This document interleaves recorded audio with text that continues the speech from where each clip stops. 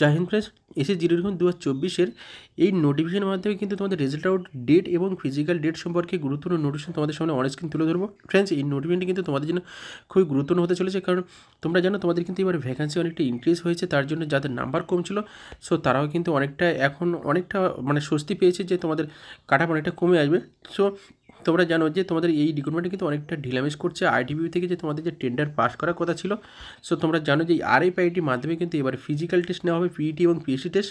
তারপরে কিন্তু তোমাদের প্রতিটি ক্যাম্পে সিসিটিভি ব্যবহার করা হবে। সো একটা রিক্রুটমেন্টে কিন্তু টেকনোলজি ইউজ করতে গেলে অনেকটা সময় লাগে, সেই কারণে কিন্তু তোমাদের প্রথমে তোমাদের আইটিবিপি থেকে কিন্তু যে টেন্ডারটা নেওয়ার কথা ছিল 10 মার্চ 2024 তারিখ থেকে 13 মার্চ 2024 তারিখের ভিতরে কিন্তু করা হয়েছিল। তারপরে তোমরা দেখো কিন্তু 4-5 বারের ওপরে কিন্তু তোমাদের ডেট বারবার দেওয়া হচ্ছে। দেখো 20 মার্চ থেকে 2024 তারিখের ভিতরে কিন্তু তোমাদের ডেট দেওয়া হয়েছিল। তারপর দেখো 21 মার্চ 2024 তারিখের ভিতরে কিন্তু তোমাদের এই ডেটটি কিন্তু আবার করা হয়েছিল। সো তারপরে কিন্তু তোমাদের আবার একটা টেন্ডার বা তোমাদের আইডিবি থেকে কিন্তু আবার একটি মানে নোটিফিকেশন জারি করা হয়েছিল, যে ডেটটি কিন্তু তোমাদের 18/6/2024 থেকে 19/6/2024, মানে আজ তোমার 17 তারিখ। সুদিন তোমাদের কিন্তু টেন্ডার পাস করার কথা ছিল আইডিবিবি থেকে। সো আশা করা যায় যে আইডিবিবি কিন্তু এখনও পর্যন্ত এই টেন্ডারটি কিন্তু পুরোপুরিভাবে বা সেইভাবে কিন্তু দায়িত্ব নিতে চাইছে না। কারণ কি, তোমাদের কিন্তু নেক্সট আবার কিন্তু একটা নোটিফিকেশান দিয়েছে। দেখো যে এই টেন্ডারটি কিন্তু আবার 19 তারিখ থেকে 25/6/2024 থেকে 26/6/2024 তারিখে কিন্তু আবার পিছিয়ে নিয়ে গিয়েছে। সেহেতু জানা যাচ্ছে যে এত বড় একটা রিক্রুটমেন্ট আইটিবিপি, সেইভাবে কিন্তু তোমাদের এই কাজটি যে প্রসেসিং বা যে কাজটি রিক্রুটমেন্ট শেষ করা, সেটি কিন্তু সম্ভব, মানে এটি কিন্তু করার সম্ভাবনা করতে পারছে না। অতএব ফ্রেন্ডস, তোমরা বুঝতে পারছো যে এটি কিন্তু রিক্রুটমেন্টটি অনেকটা ঢিলামিস চলছে বা অনেকটা কিন্তু নর্মালভাবে ধীর গতিতে এগোচ্ছে। এই কারণে অনেক ফ্রেন্ডস কিন্তু অনেকটা পিছিয়ে গেছে যে তোমাদের কবে থেকে রেজাল্ট আউট হতে পারে এবং ফিজিক্যাল ডেট সম্পর্কে তারা কিন্তু অনেকটা আগ্রহ অস্থির হয়ে পড়ছে। সো তোমাদেরকে একটা গুরুত্বপূর্ণ বিষয় জানাবো বা সাবজেক্ট, যে অনেকেই কিন্তু বারবার একটা ভিডিওতে জানাচ্ছে যে এসএসসি বর্তমানে কিন্তু একটা মিশনে চলছে, বা মিশন বলতে আমি জানি না ফ্রেন্ডস, এটা বলতে পারি যে তোমাদের যখন একটা রিক্রুটমেন্ট এসএসসির তরফ থেকে হাতে নেওয়া হয়, সেটি কিন্তু তোমাদের এটার সময় বা একটা টাইম দেওয়া থাকে যে এই টাইমের ভিতরে কিন্তু তোমাদের রিক্রুটমেন্ট কমপ্লিট করতে হবে। ফ্রেন্ডস, যেমন ধরো তোমাদের একটা বাড়ি তৈরি হবে, সো সেটি যদি কারো হাতে দায়িত্ব দেওয়া হয় বা টেন্ডার দেওয়া হয় যে আমার এই বাড়িটা অমুক দিনের মধ্যে বা এত মাসের মধ্যে করতে হবে। সো তেমনই তোমাদের এই রিক্রুটমেন্টে যখন শুরু হয় বা রিক্রুটমেন্ট যখন কেউ দায়িত্ব নেয়, তখন কিন্তু তাদেরও একটা দায়িত্ব থাকে বা তাদের একটা সময় থাকে যে এত মাসের ভেতরে কিন্তু এই রিক্রুটমেন্টটি কমপ্লিট করতে হবে।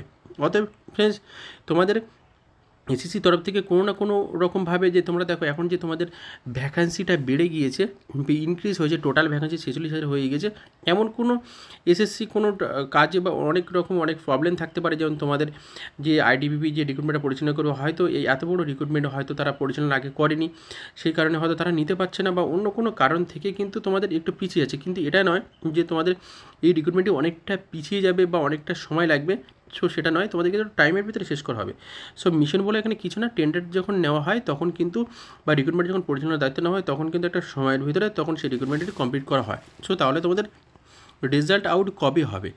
সো দেখো, এখানে কিন্তু তোমাদের বড় বড় যে স্যারেরা আছে, যেমন প্রথমত আমি অনেক খোঁজখবর নিয়ে অনেকটা কিন্তু নোটিফিকেশান দেখে তারপরে একটা সিদ্ধান্ত আসতে পেরেছি, বা একটা অঙ্কিত স্যার যিনি আছেন, সো উনি কিন্তু যে ডেটটি দিয়েছে, যেটি আমরাও অনুমান করেছিলাম যে হয়নি, সেই হিসেবে তোমাদের এবারে যে ভ্যাকান্সি ইনক্রিজ হয়েছে, ইনক্রিজ হওয়ার পরে এই যে আজ সোমবার, মানে আজ 17 তারিখ, সো এই সোমবার থেকে তোমাদের শুক্রবারের ভিতরে কিন্তু তোমাদের রেজাল্ট আউটের সম্ভাবনা হতেই পারে, এমন একটা কিন্তু আপডেট সবাই পেয়েছিল, বা অঙ্কিত স্যার থেকেও কিন্তু এটি জানানো হয়েছিল। সো তোমাদের কিন্তু এখন যে পরপর, মানে তোমাদের আবার যে নোটিফিকেশান আবার আপডেট করেছে যে 25 তারিখ থেকে, মানে যে টেন্ডারটি যেটি জারি করার কথা, যেটি আইটিবিউ থেকে নেওয়ার কথা ছিল, সেটিকে আবার 25 থেকে 26 তারিখে আবার যদি পিছিয়েছে। সো এ থেকে বোঝা যায় রেজাল্ট আউট যদি এই সময়ের ভিতরে না হয়, তাহলে কিন্তু রেজাল্ট আউট ডেটটা কিন্তু পিছিয়ে এই মাসের শেষের দিকে যেতে পারে। সো এটা হতে পারে, বা আবার কিন্তু এই সপ্তাহ, মানে এই সোমবার থেকে, মানে আজ 17 তারিখ, এই 17 তারিখ থেকে কিন্তু তোমাদের এই শুক্রবারের ভিতরে পর্যন্ত তোমাদের 17 তারিখ সোমবার, এই 17 তারিখ সোমবার থেকে কিন্তু এই শুক্রবারের ভিতরে যদি রেজাল্ট আউট হয় ভালো, না হলে কিন্তু তোমাদের এই মাসের শেষের দিকে রেজাল্ট আউট হওয়ার সম্ভাবনা থাকতে পারে। তাহলে তোমাদের ফিজিক্যাল ডেট কবে জারি হতে পারে, যে ফিজিক্যাল ডেট কবে থেকে বা পিএইচডি টেস্ট কবে থেকে শুরু হবে।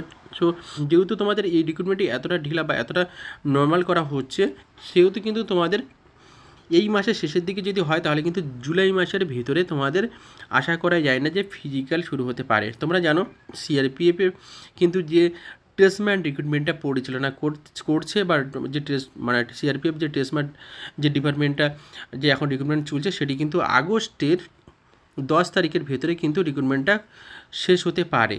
সেই কারণে আশা করা যায় যদি সিআরপিএফ এই রিক্রুটমেন্টটি হাতে নিয়ে থাকে, কারণ যেহেতু আইটিবিপি এর আগে এত বড় তোমাদের রিক্রুটমেন্ট বা এত টেন্ডার কিন্তু কখনোই নেয়নি, সেহেতু আমার মনে হয় না বা আমাদের বা অনেকেই বলছে স্যারেরা যে মনে হয় না যে আইটিবিপি নিতে পারে। সেক্ষেত্রে যদি সিআরপিএফ নেয় তাহলে কিন্তু এই আগস্টের 10 তারিখের মধ্যে যে টেস্টম্যান রিক্রুটমেন্ট আছে তারপরে মানে আগস্টের মাঝখান থেকে কিন্তু তোমাদের ফিজিক্যাল ডেটটা কিন্তু জারি হওয়ার সম্ভাবনা থাকতে পারে। এবং যাদের হাইট কম আছে তাদের হাইট কম থাকার সত্ত্বে তোমরা কিন্তু কোনোরকমভাবে বেশি মাথায় ভারী ওয়েট কিছু নেবে না, কারণ ওখানে কিন্তু তোমাদের মাপ হয়, সেখানে কিন্তু একটু হাইট কম পড়লে তাহলে কিন্তু তোমরা সম্পূর্ণভাবে মেজারমেন্ট থেকে আউট হয়ে যাবে, রিক্রুটমেন্ট থেকে আউট হয়ে যাবে। সো সব দিক থেকে তোমার ফিজিক্যালি মেজারমেন্ট এবং মেডিকেলভাবে তোমরা প্রস্তুতি থাকো। রিক্রুটমেন্টটি যখন তোমাদের নেওয়া হবে বা পরিচালনা করা হবে তখন কিন্তু তোমাদের রেজাল্ট আউট এবং ফিজিক্যাল ডেট পরপর কিন্তু খুব রানিং চলতে থাকবে, তখন কিন্তু তোমরা সময় পাবে না। কারণ এই রিক্রুটমেন্টটি কিন্তু যখন শুরু হবে, পরিচালনা করা হবে, তখন কিন্তু তোমাদের রিক্রুটমেন্টটি কোনো রকম ধীর গতিতে এগোবে না, তোমাদের কিন্তু রানিং এগোবে।